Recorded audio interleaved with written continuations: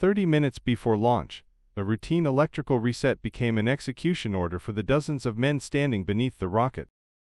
78 of them were about to die for a deadline nobody was allowed to miss. In the early years of the Cold War, the Soviet Union projected an aura of absolute technological supremacy. With the successful launch of Sputnik in 1957, they appeared to be an unstoppable superpower dominating the space race. Behind the propaganda, the military reality was precarious. The R-7 rocket successfully carried Sputnik, but as an ICBM, it was crippled by its fuel. It relied on cryogenic liquid oxygen, which required complex plumbing and a 24-hour preparation window, an impossible delay during a nuclear strike. This chart illustrates the strategic imbalance at the time.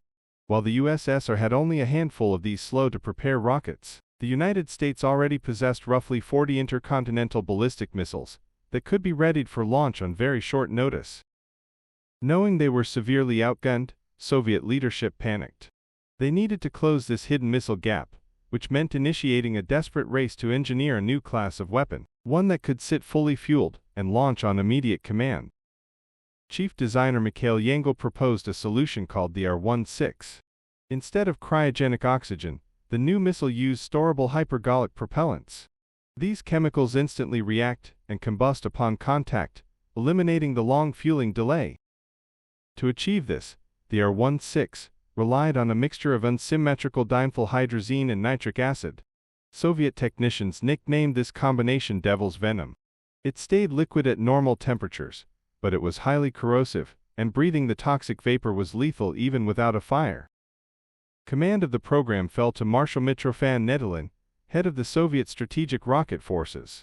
Nedelin was under intense sustained scrutiny from Soviet Premier Nikita Khrushchev, who personally demanded rapid results to bolster his geopolitical posturing. To satisfy Moscow, Soviet leadership mandated that the R-16 be successfully tested before November 7th, the anniversary of the Bolshevik Revolution. By layering a rigid deadline onto a volatile chemical system, leadership removed any margin for error. The project was moving toward its first test with political pressure and chemistry set on a collision course. On October 23, 1960, the prototype R-16 was rolled out to launch pad 41 at the Baikonur Cosmodrome, and the hazardous fueling process began. Almost immediately during pre-launch checks, the engineering teams discovered a cascading series of critical defects. They found a cracked pressure valve, active fuel leaks from the Devil's Venom, and severe faults in the electrical firing sequence. Standard Soviet safety doctrine was clear on how to handle this. If a live rocket exhibited these kinds of faults, technicians were required to drain the highly volatile fuel entirely before attempting any repair work. But defueling and inspecting the missile would take several days, pushing the launch past the November 7th deadline. When specialists formally recommended draining the tanks, Nedelin explicitly overruled them. He ordered his teams to fix the leaks and electrical issues while the rocket remained fully fueled. Nedelin moved his chair directly onto the launch pad, sitting just meters from the leaking missile. This was a psychological anchor that kept his technicians working on a live bomb when they should have been in bunkers. Political rank now overrode engineering expertise. The standard safety protocols designed to prevent a disaster were being treated as optional hurdles to be cleared before the anniversary deadline. By the evening of October 24th, exactly 30 minutes before the scheduled launch, dozens of engineers and ground crew were still swarming the base of the fueled rocket, frantically patching last-minute issues. Inside the control bunker, a technician needed to repeat a specific pre-launch check. To do so, he manually reset a programmed current timer back to 0. But because the system was live and fueled, this action bypassed safety relays, sending a live firing signal directly to the second stage engine. Because the teams had been ordered to bypass standard defueling protocols to save time, a routine electrical reset instantly became an execution order for the crew outside. High above the pad, the second stage engine ignited while still attached to the missile. Its exhaust burned directly downward, rupturing the fully fueled first stage tank sitting directly beneath it. The resulting explosion created a fireball 120 m wide, composed of toxic chemicals burning at nearly 3,000 degrees. It instantly incinerated everyone gathered around the base of the rocket, including Marshal Nedelin.